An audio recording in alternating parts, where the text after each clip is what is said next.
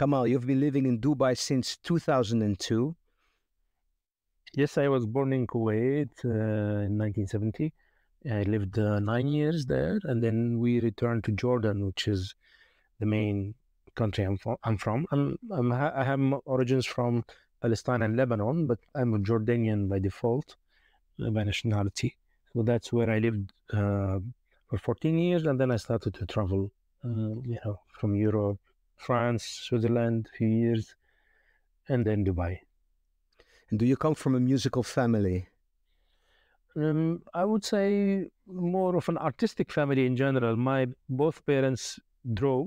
They're like visual painter. My mother is a painter. My father is more of an illustrator. My mother did painting. But they both love music. Especially my mother is very knowledgeable musically speaking. She listens to lots of things, and she introduced me to all the music I listened to in my childhood.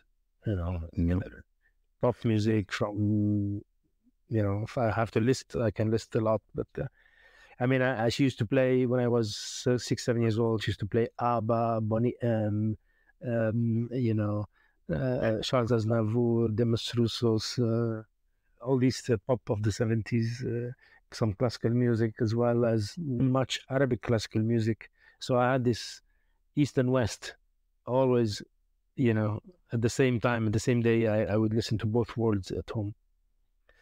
That already kind of explains the question I was going to ask you about your open-minded approach towards music, being an oud player. I mean, that's your main instrument, right? I mean, you play all kinds of guitars, but you're mainly an oud player.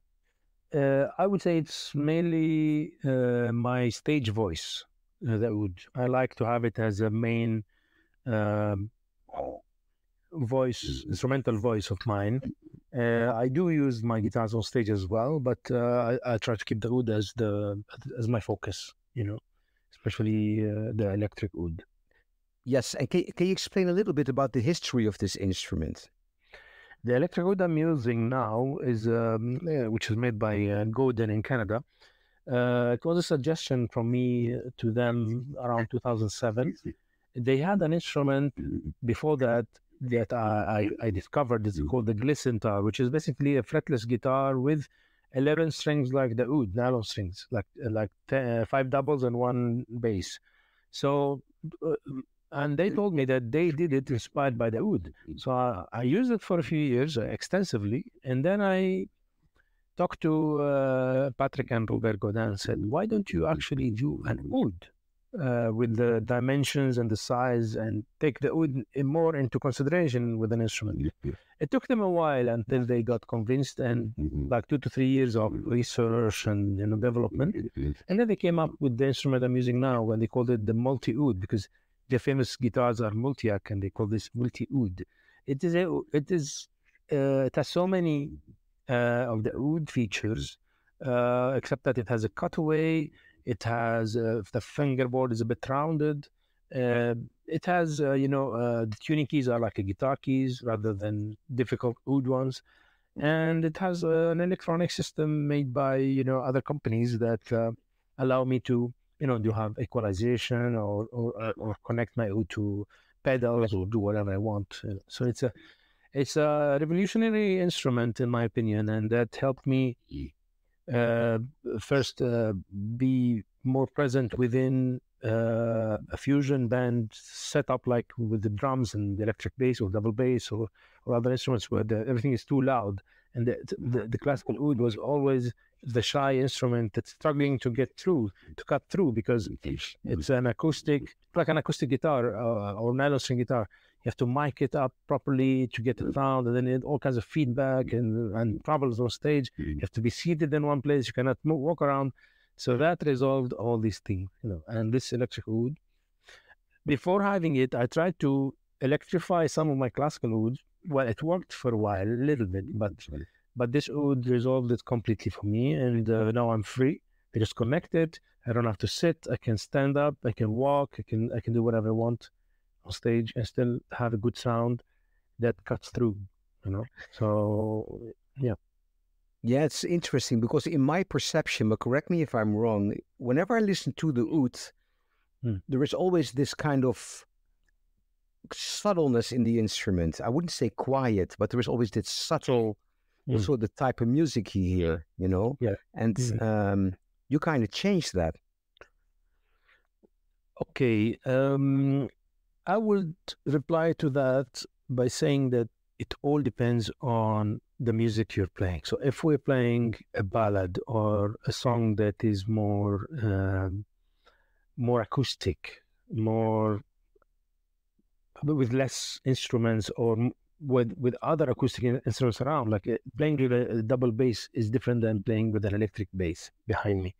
So I would still use the classical oud, the acoustic oud, in some situations, because I need to hear all the nuances of the instrument, all the deepness, all the bass frequencies, up to the highs, and because there is space for that in the sound of the music that's coming out of the group, whether it's in a studio setup or stage setup.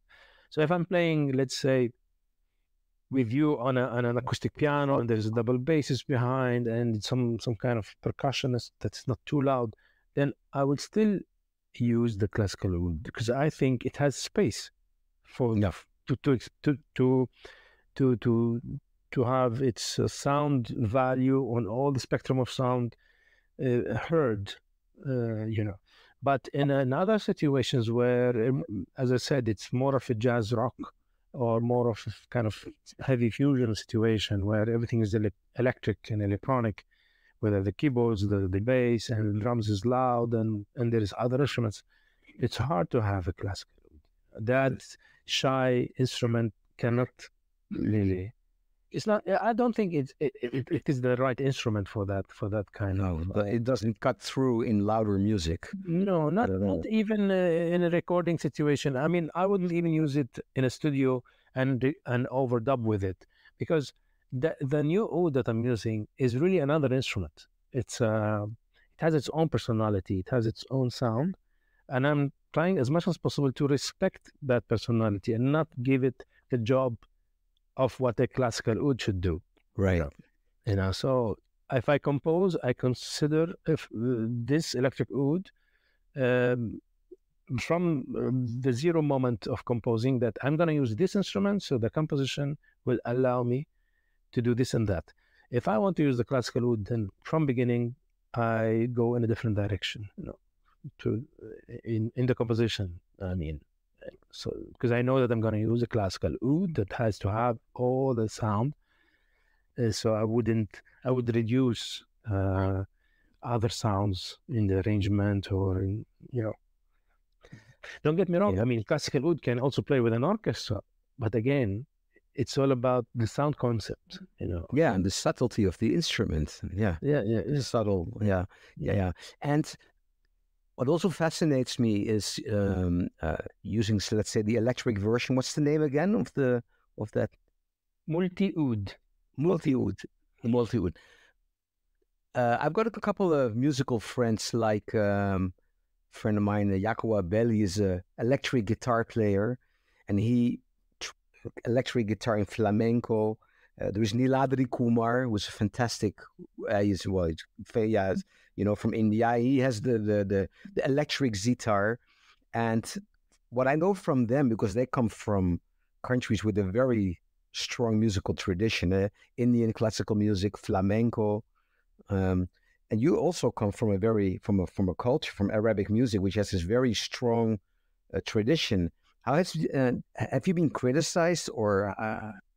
Of course, there are so many purists that attack me or criticize in ways that reflects simply their attachment to the tradition, you know. And obviously, I always reply by saying, look, I am not a traditional oud player.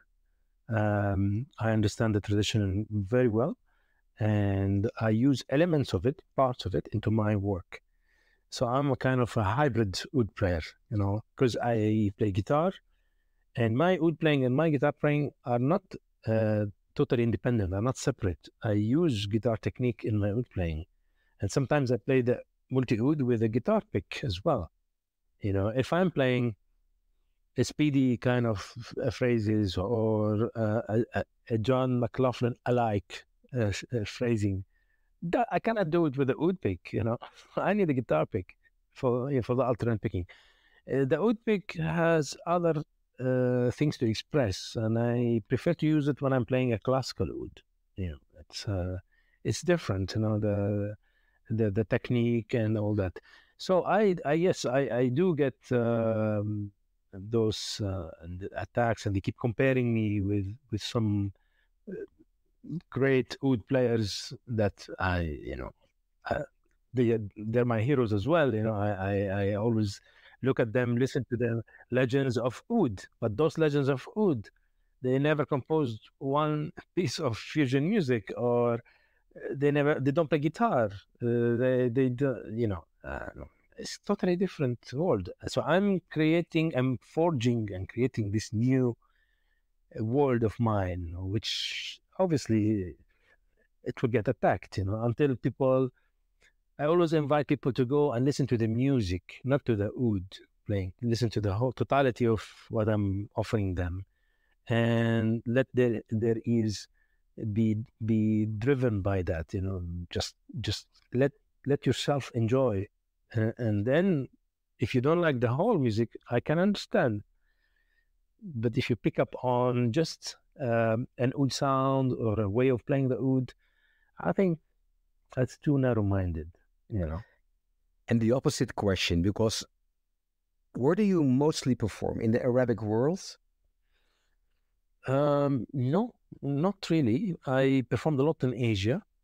I performed in the Arabic world. I performed in Europe.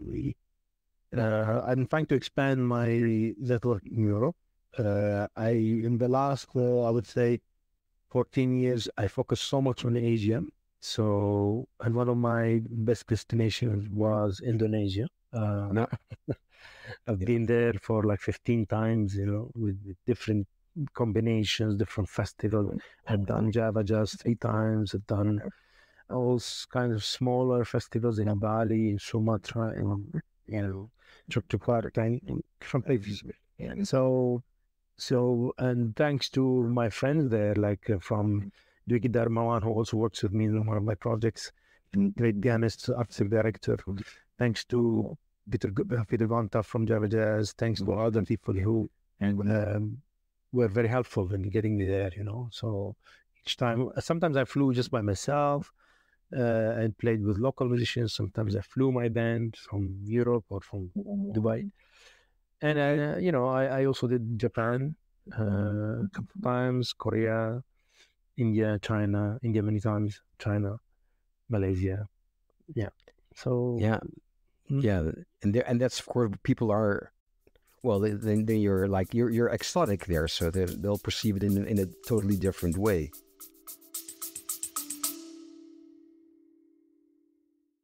Thank you for listening. If you enjoy my podcast, then please subscribe, leave a rating and a review. Please visit my website, mikedelferro.com, where you also will find links to my other podcast, Self-Management for Musicians. You will also find links to my music and my socials. And of course, please share this podcast with anyone interested. Nothing beats the word of mouth.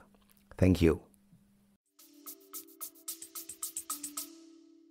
I think so, yes. And I think it's also because I have with me Western instruments. I'm not an Arabic band or Arabic orchestra kind of thing. Because if you fly an Arabic ensemble that plays only Arabic music, I don't know how much that would be,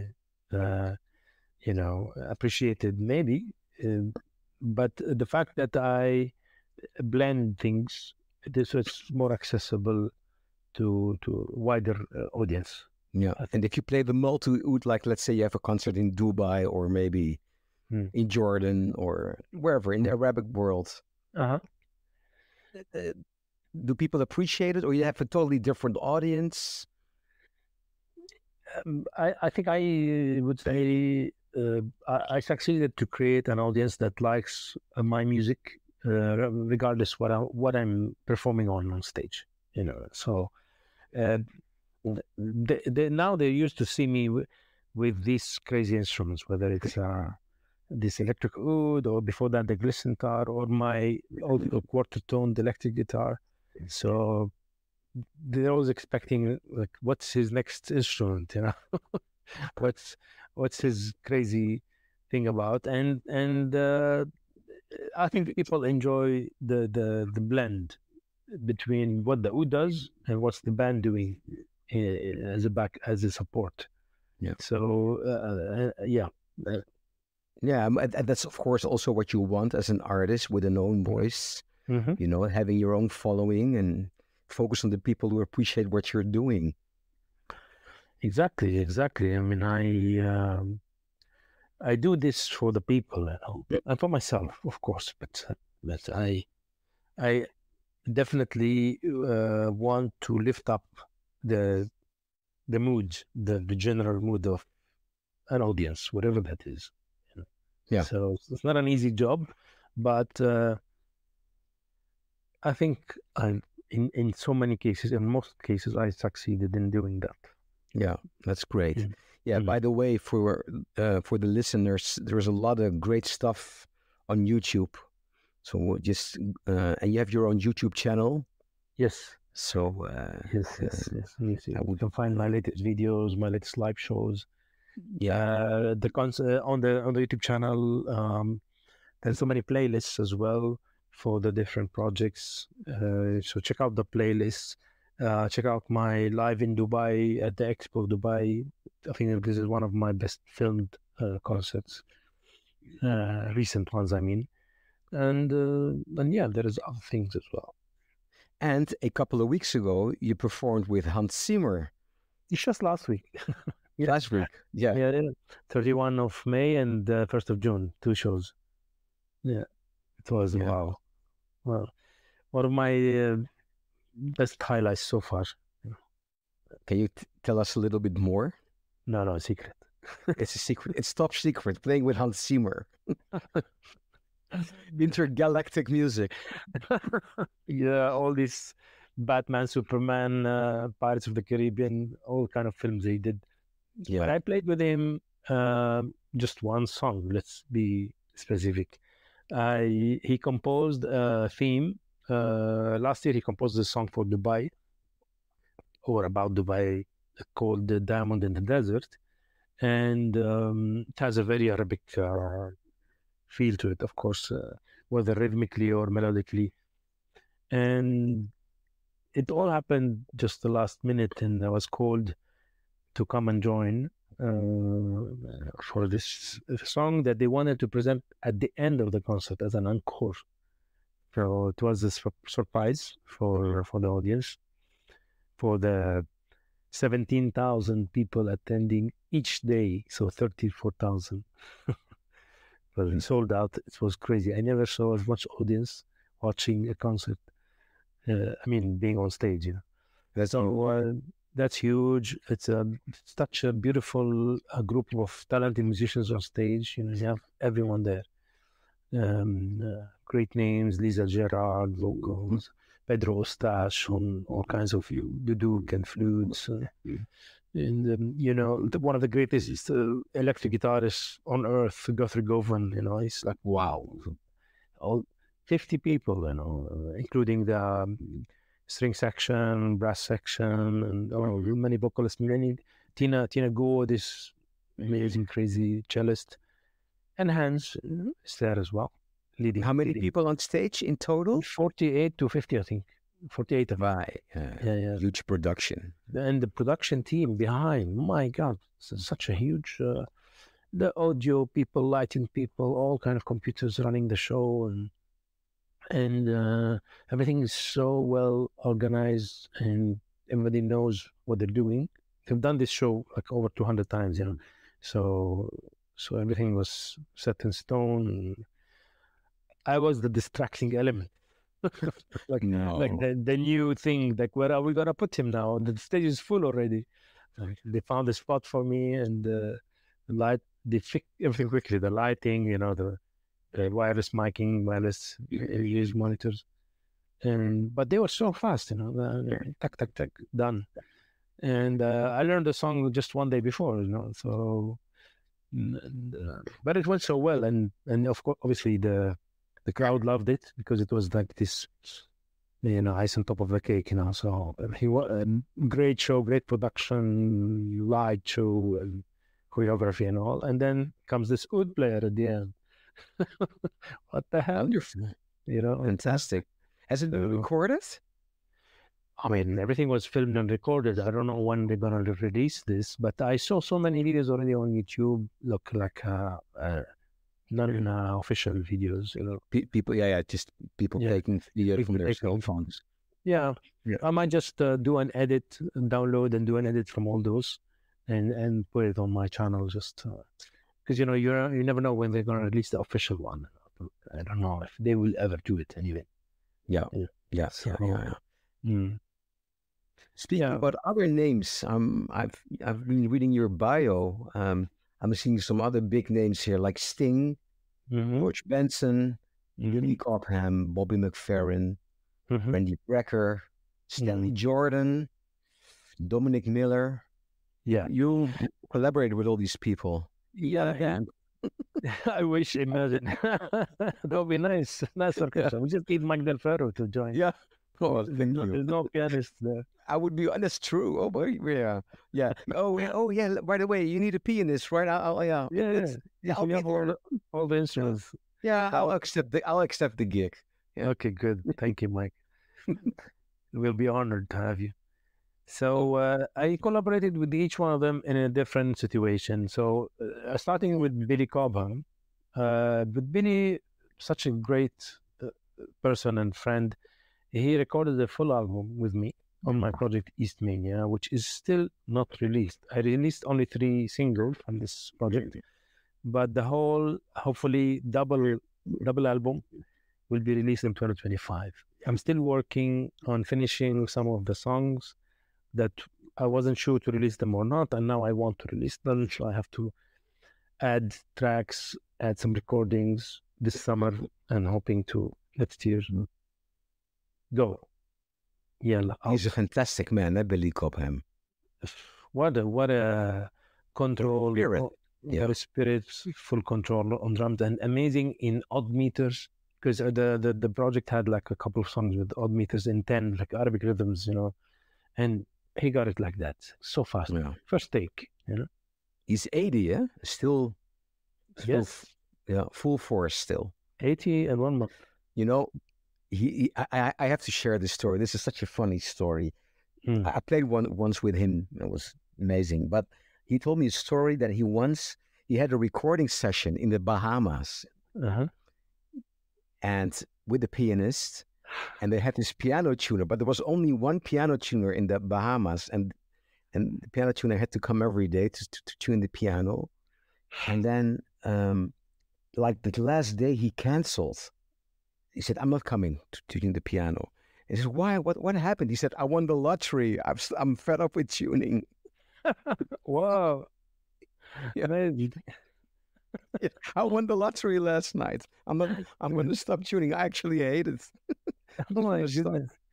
Oh my goodness. He could at least offer them the last tuning. Well, I think that he finally probably helped him out, but I just think it's a funny story. And the way Billy was telling the story was really, really extremely funny. Yeah. We did them with Kai Eckhart, an amazing electric bassist who did the John McLaughlin trio with Trilogor 2.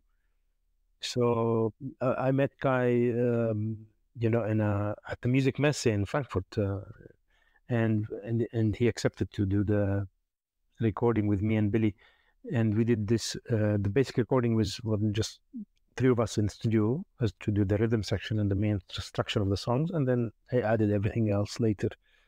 So Billy was telling us a lot of stories, of all his Mahavishnu Orchestra to other collaborations to this and that. A lot of funny stories he had. Yeah, it's nice to hang with the legends. When I toured with Toots, he was talking about Charlie Parker and wow, kinds of stories. Yeah, I mean, you go like, wow, that's, just I'm so grateful just to have the opportunity to be in the vicinity of such a person. Hence the being on stage, but with a person like that. But all those stories, it's incredible. Amazing.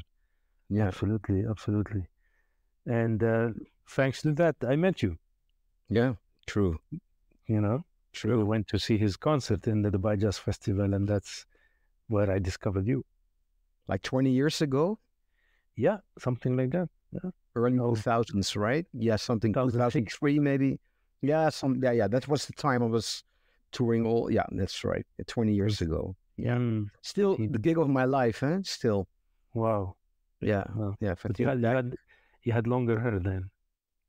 yes, yeah, yeah. Longer hair, and then I knew less. Yeah, No, but you played magically. That's why I came and spoke to you. You know, so you were just the right person for Toots. You know, like I think for his vibe. thank you.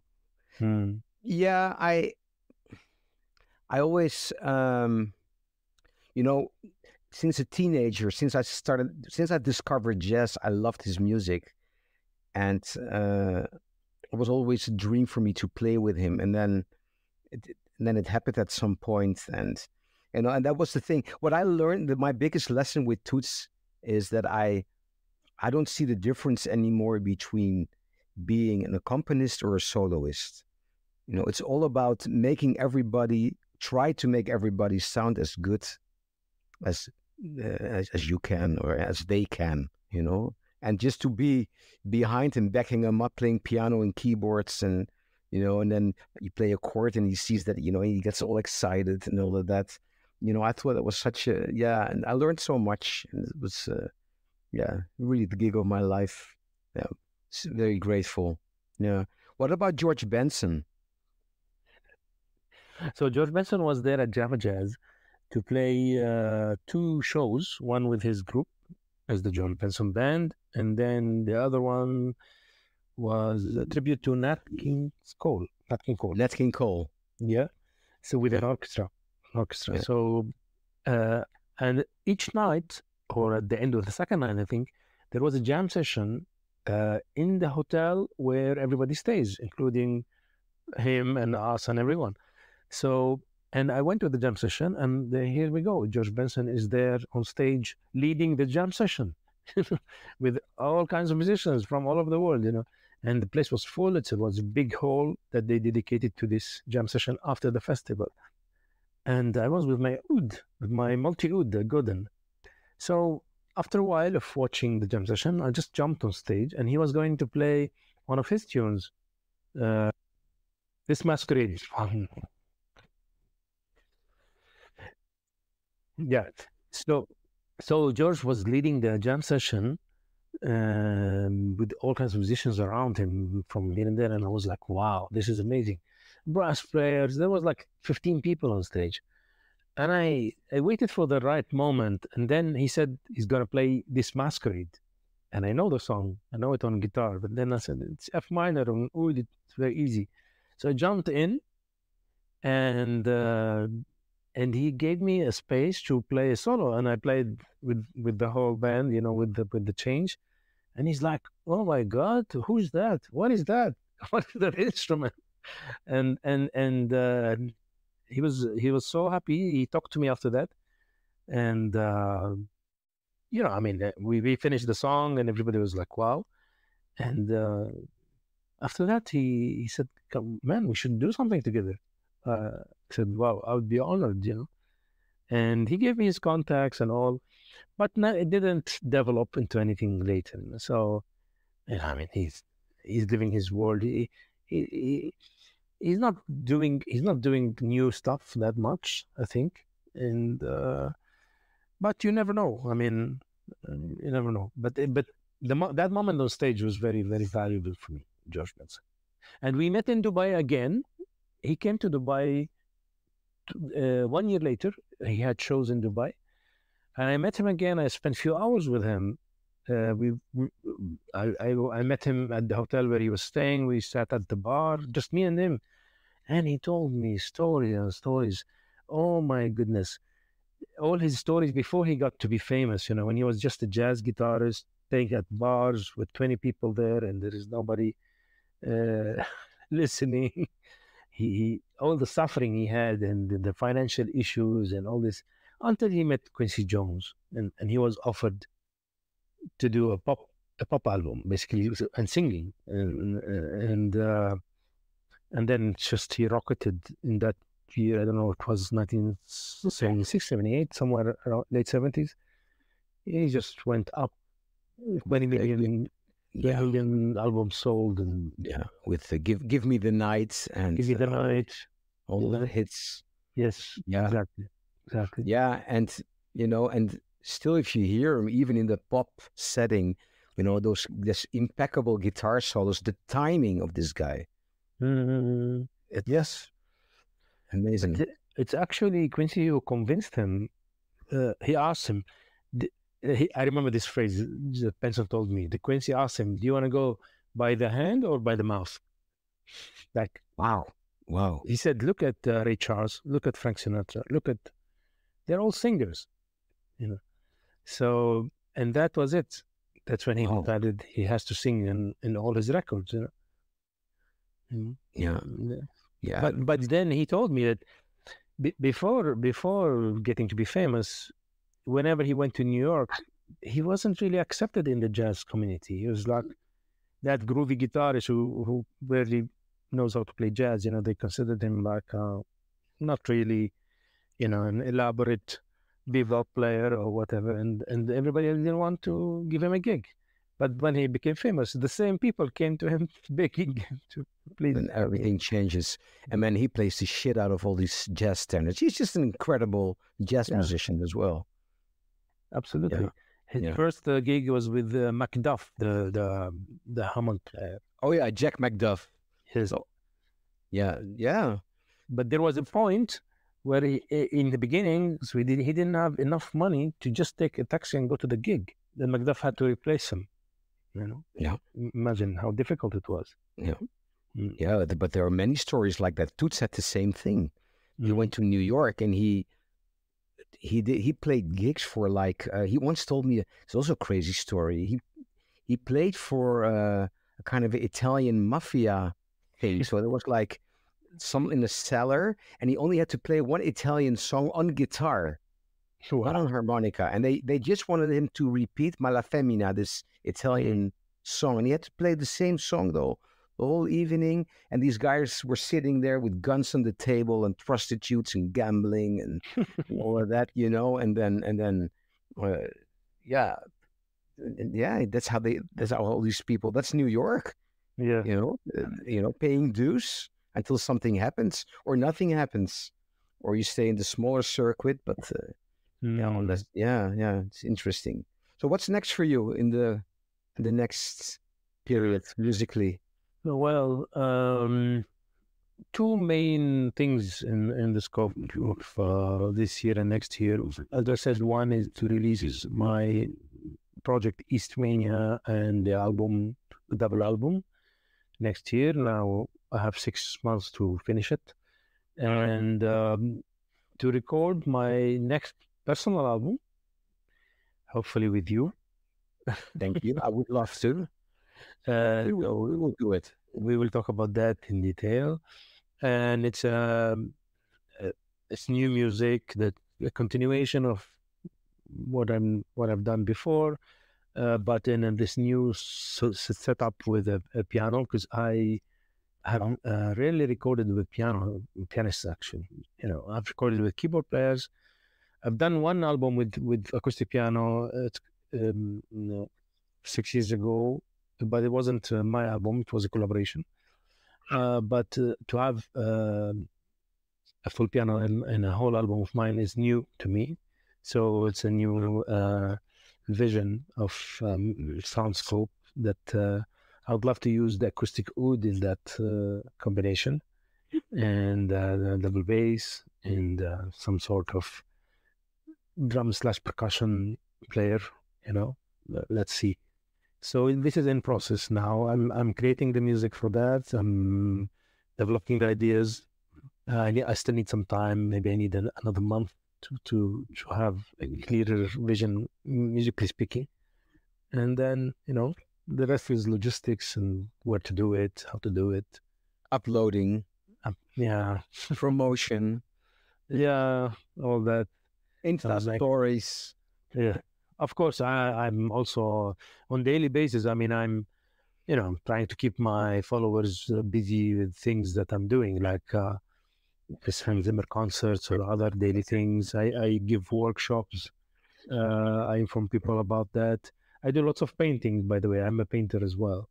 Yes, I saw that. So I share bits and pieces of what I'm painting. Currently, I'm finishing a 40-day challenge that I extended to 55 days now, which was to compose the whole album, finish 7 paintings, and lose a few kilos. So How many days to go? Still 2 weeks. 2 weeks. Yeah. How many kilos? Don't ask me, please. No, lost. I'm not asking how much do you weigh. I'm just asking how many kilos do you lose? How many kilos or how many grams did I lose so far? How many ounces? No, I lost a couple of kilos, but I told people that I want to lose 7 kilos. That is impossible.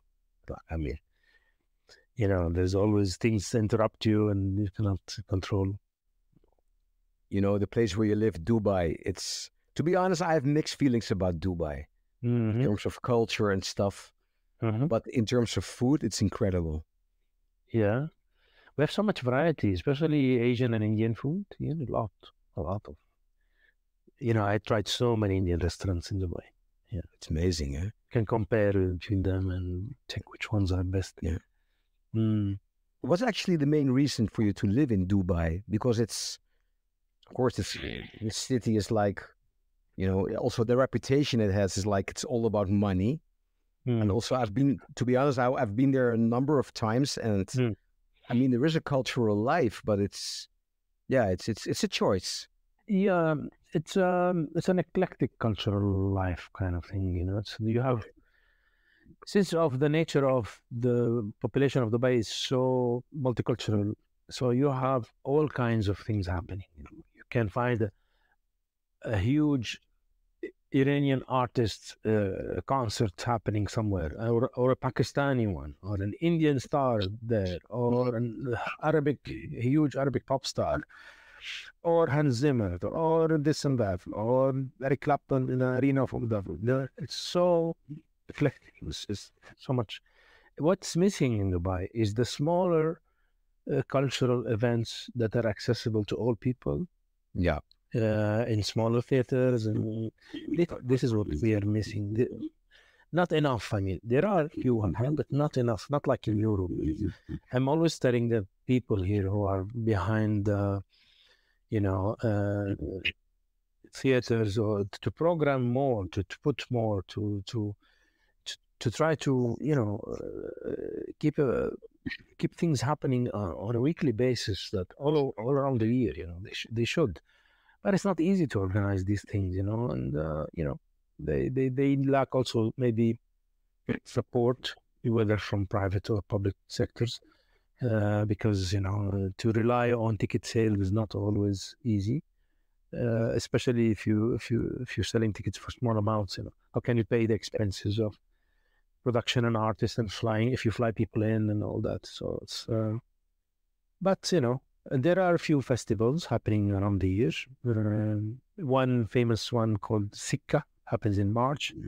And this one is good because it allows all the locally made bands to perform and get somehow paid a little bit, but at least they get a nice stage to perform on and show what they do.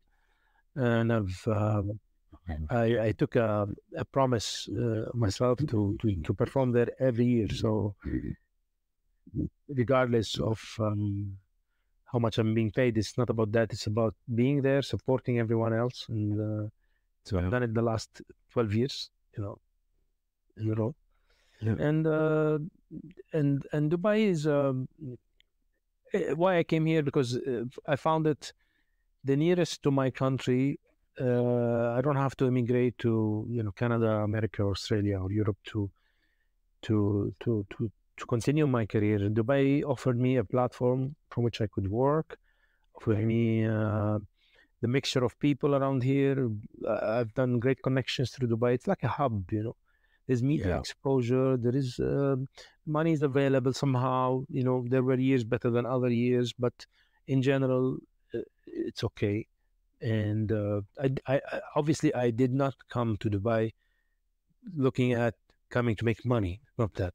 I wanted a place that had more connections, more opportunities, more media exposure. A place where it's like a cross section. People come and go, and there is this changing, you know, vibe all the time, and it keeps renovating itself. Dubai, it's a city where there's always something new happening. Yeah, I think it's the most cosmopolitan city in the Middle East, right? Absolutely. Obviously, you have also Doha. You have now Riyadh is coming up, and Jeddah and other places. But Dubai took the you know the hype. It's the glamorous place. It will always be that little, as Hans Zimmer called it, the diamond in the desert. You know, and it has been there for a while already now. Yeah. It's been there since a long time. But it started to take a reputation around the world since late 90s, early 2000, I think. With the new leadership of the current ruler. Yeah. And Saudi Arabia is also opening up, huh? Mm-hmm. Absolutely.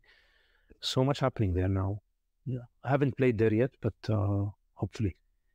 So I played there 5 times in a row every year. Was the Dutch ambassador.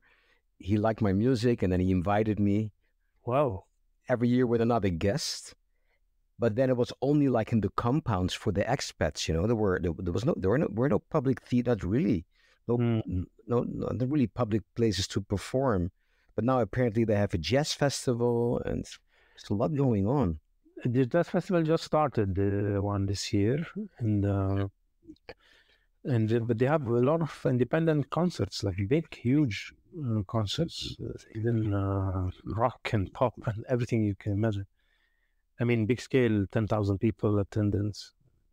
Yes, yeah. In open areas.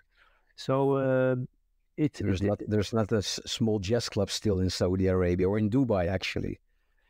In Dubai, there is a couple of clubs now doing jazz.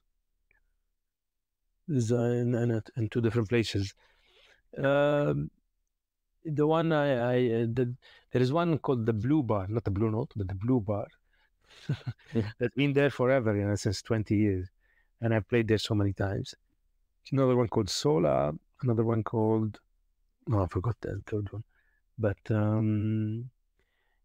mean, at the end we won't forget that it's a new place, relatively new, modern. Yep. I mean, and it will need more time until some forms of art become settled. I mean, and have their niche people here and there. I mean, everything needs time. Yeah. But in Saudi Arabia, there is the approach is different, because from government, from top, they have set up authorities for music, for entertainment, for this, for that. So and they have opened like a sort of conservatory in 2 branches in Riyadh and Jeddah, and I visited the building. It's amazing. I mean, very well equipped. Obviously, so new, and they still lack both teachers and students. They're building up the whole thing, and I think there are things to do over there. Yeah, and not just that's a great mission, because it has been quite close. So it's good to bring some music there to the people. Yeah, that's great.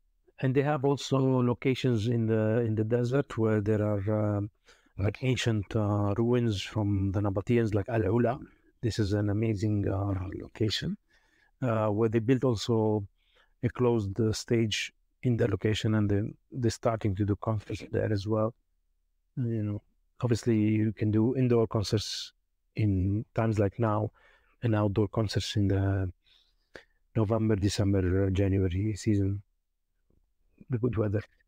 Yeah, there's actually with Saudi Arabia, which really blew my mind, because everybody in the, let's say in the Western world, everybody thinks it's like one boring desert, but that country is so beautiful. It has canyons and it's amazing.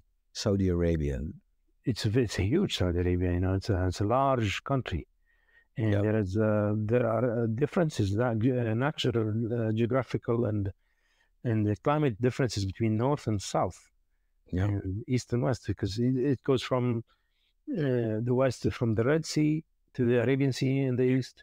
Down you have Yemen, and that's green, and up to the north also it touches to Iraq, and so there is desert, obviously, but there is a lot of green areas in some, and we have borders with Saudi. Jordan has borders with Saudi as well.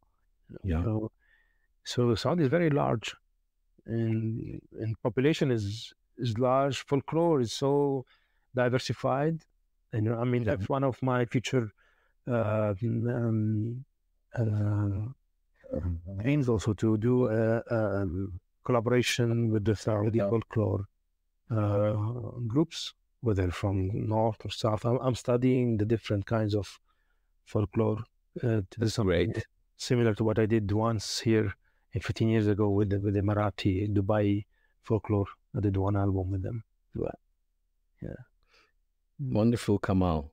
Keep this open-mindedness, huh? It's great. Yeah, man, we have to. That's the only way to stay healthy, actually. True. Yeah. What would you advise young musicians? Listen to all kinds of music until you feel you're more driven towards one or more, one kind, and then dig more into that. But never stop listening to all kinds of music, because it's a floating language that keeps changing all the time, and you have always new things coming up. So keep that openness, first of all.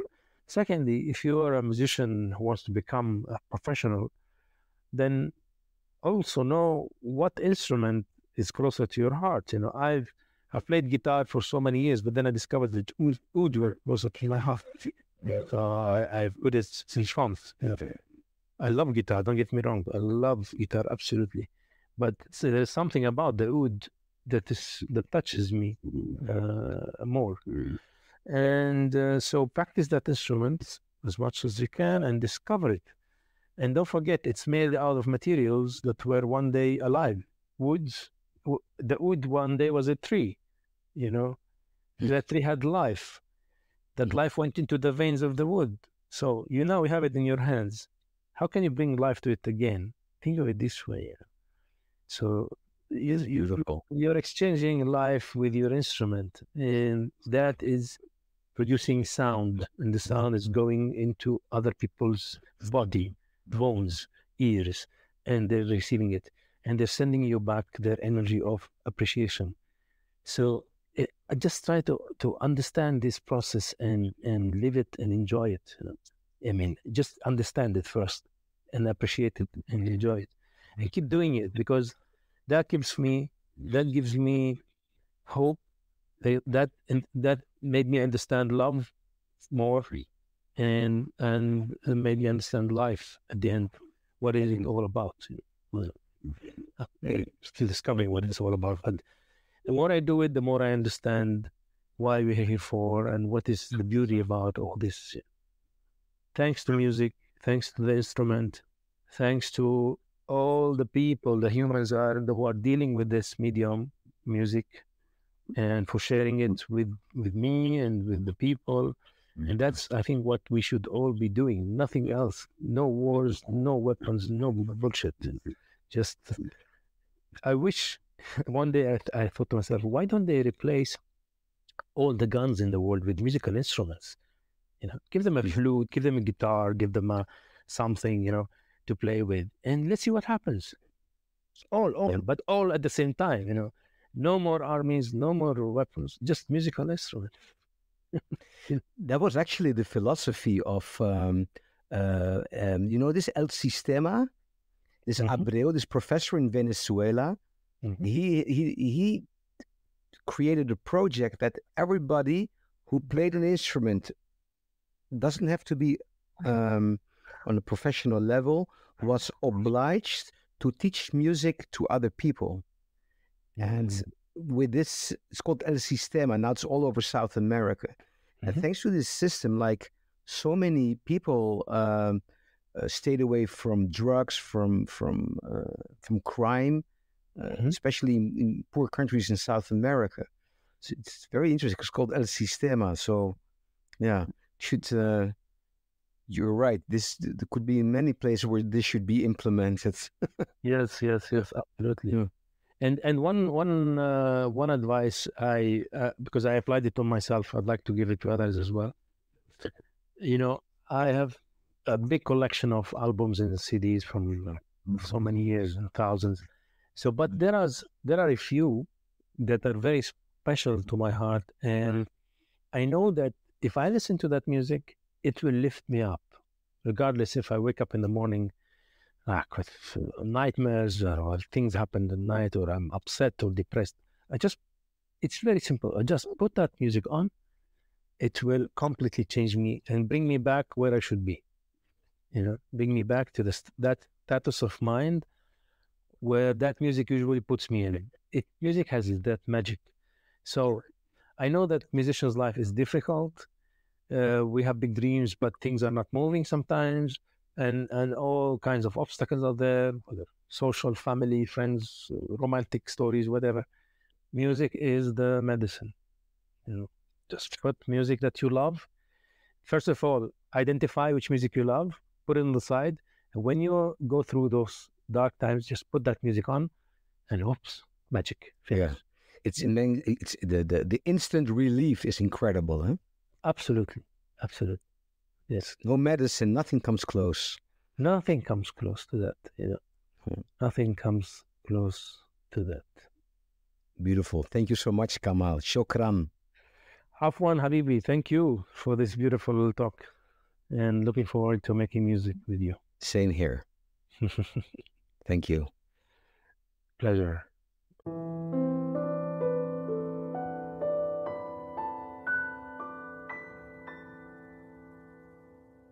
Thank you for listening.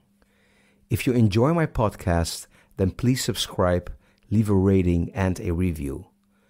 Please visit my website, mikedelferro.com, where you also will find links to my other podcast, Self-Management for Musicians. You will also find links to my music and my socials. And of course, please share this podcast with anyone interested. Nothing beats the word of mouth. Thank you.